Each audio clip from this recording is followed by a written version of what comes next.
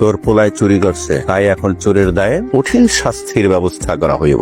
আপনারা মিশা কথা কইতেছেন। আমার পোলা কখনো চুরি করতে পারে না। চুরি করতে পারে না মানে? ও চুরি করেছে, আমি নিজে সাক্ষী। তোমার ছেলে কি ফেরেশতা? আমার ছেলে ফেরেশতা না হইলো আল্লাহকে ভয় করে। তাছাড়া সে এবারে একটু করো নারা বাজা, তোর আসল পরিচয় তুই আমারে কইতে দে। না আব্বা, কিছু কইবা না। ও আর কি বলবে? তোর আসল পরিচয় তো আমরা খুব ভালো করেই জানি, তুই একটা চোর। ম্যাডাম আপনি ওদেরকে থামান, ওরা আমার পোলারে মাইরা ফেলাইবো।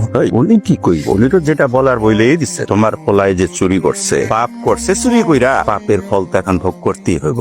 বাবার আসে আপনি আমার ডানাতে মারেন না, এই হাত দিয়ে আমি কোরআন পড়ি না। আমাদের সময় তাসাউদে আমি আঙ্গুল দিয়ে সাক্ষী দেই আল্লাহ এক। চুরি করার সময় মনে আসছিল না? আমার কেন যেন মনে হচ্ছে আমার ছেলেটা অনেক বড় একটা বিপদে পড়েছে। এসব তুমি কি বলছো ফুপু? তোমার ছেলের সাথে তোমার দেখা হয় না কত বছর হলো, তার কোনো বিপদ হলে তুমি কিভাবে বুঝবে? মায়ের মন সব বুঝতে পারে। কি বোঝ খাবার না কই যাস? চৌধুরী বাড়ির কাজ সেরা চলে এসেছি। কাম করবি না তো খাবি কি? আল্লাহ কপালে যা রাখছে তাই খাম, কিন্তু তোমারে যারা মারছে ওই বাড়ি তার ফিরে যাম। পাগল মায়া কয় কি? ওরা মনিব আর আমরা গোলাম। আর কথা আমাকে শুনতে হইব। রাজার লগে তো আর রাগ করে লাভ নেই। তোরে আমি যে কাম দিছিলাম, ওই কাম করছো? ওই কামের কদ্দূর? আব্বা মায়েরা তো অর্ধেক পটায় ফেলছে, অর্ধেক পেয়ে গেছে আর অর্ধেক বাকি আছে। এই ধরেন 50 হয়ে গেছে, 50 বাকি। রাজকন্যা আর রাজ্য দুইটাই আমার। চিন্তা করো না ফুপু, আমার মন বলছে তোমার ছেলে যেখানে আছে খুব ভালো আছে। ফুপু, এই চোরটা এখানে কি করতে এসেছে? ও বলেছে ও আবার এই বাড়িতে কাজ করতে চায়। কি তুমি একটা চোরকে কাজে রাখবে? আহা, ও বলছে ও আর কোনোদিন চুরি করবে না। চোর আর চরিত্রহীন পুরুষ কোনোদিন ভালো হয় না ফুপু। তুমি ওকে এই মুহূর্তে এখান থেকে বের করে দাও। ম্যাডাম আপনার যেমনি করবেন আমি তেমনি চলুক, তারপর এই বাড়ি থেকে আমার বাই করেন না। তোর আর কোনো কথা শুনতে হবে না, তুই এখন এখান থেকে বের হয়ে যা। আহা, ওকে ভালো হওয়ার সুযোগ দিবি না?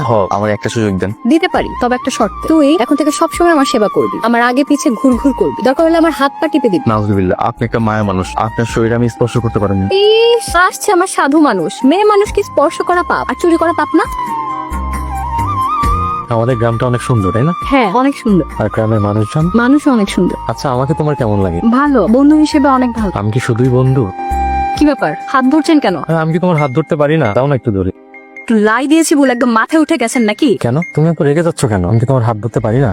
না, পারো না, কারণ তুমি ভুলে গেছো আমি চৌধুরী বাড়ির মেয়ে। আমাকে ধরার অধিকার একমাত্র চৌধুরী পরিবারের ছেলেরই আছে। আরে আমিও তো মুখলের চেয়ারম্যানের পোলা, আমার বাপের ধন সম্পদের অভাব নাই। 2 নাম্বারি 4 নাম্বারি করে কিছু সম্পত্তির মালিক হলে কেউ এলিট ফ্যামিলির হয়ে যায় না। রোজা তুমি কিন্তু এখন বেশি বেশি বলতেছো। বেশি বেশি দেখছস কি? তোকে সহজ সরল ভেবে আমার বন্ধু ভেবেছিলাম, তুই তো আমার চাকর হওয়ার যোগ্য না। যা ভাগ এখান থেকে। তুমি ভুইলা যাও না আমি মুখলেস চেয়ারম্যানের পোলা। এত রাগ ভালো না ম্যাডাম। এই, আমি কখন কি করবো না করবো সেটা কি তোর মতো চাকরের কাছ থেকে আমার শিখতে হবে? কিছু জিনিস চাকরের কাছ থেকে শিখতে হয়।